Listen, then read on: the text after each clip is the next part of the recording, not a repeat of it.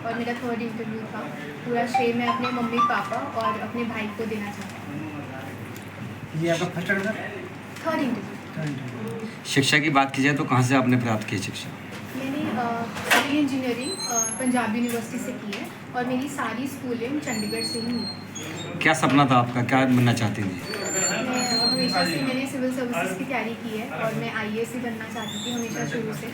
और 2020 में मेरा PCB में सिलेक्शन हुआ था। इसके अलावा मैंने हरियाणा सिविल सर्विसेज में भी अटेंड किया था, वहाँ पर मेरा सिलेक्शन हुआ था। बट रैंक इस बार आई है मुझे UPSC में। इस बार सपना आपका साकार हो रहा है तो किसको आप श्रेय देना चाहती हैं परिवार में? Without any doubt my parents and my brother. Madam, जो लोग और तैयारी कर रहे हैं उनको क्या मैसेज करना है UPSC के लिए करना चाहती हैं? ये एग्ज़ाम बहुत टफ़ है और टफ़ के साथ साथ बहुत अनसर्टेन भी है। यू नेवर नो कि कभी भी कुछ भी हो सकता है। कभी कभी एग्ज़ाम्स अच्छे होते हैं पर रिज़ल्ट उतना पॉजिटिव नहीं आता है। तो I think hope is what is likely. तो हमेशा होप रखनी चाहिए और कभी हार नहीं माननी चाहिए। तैयारी का शेड्यूल किस तरह से? तैयारी का शेड्यूल यही था कि मैं मोस्टली दिन में पढ़ती थी, तो सुबह ज़्यादा जल्दी मैं नहीं उठ पाती थी।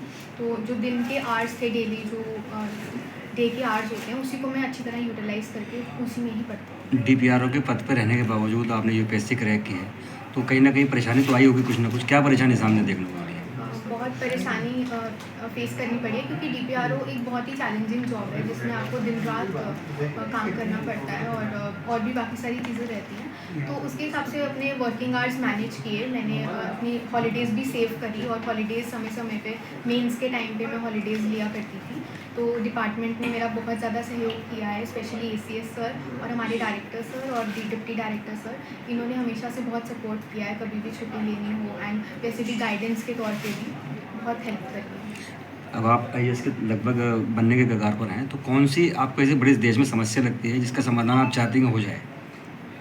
मेरे हिसाब से वुमेन एम्पावरमेंट है। इकोनॉमिक एम्पावरमेंट ऑफ वुमेन बहुत ज़रूरी है। कोई भी वुमेन जब तक उनको इकोनॉमिक पावर नहीं मिलती है तो वो एम्पावर असली में नहीं होती।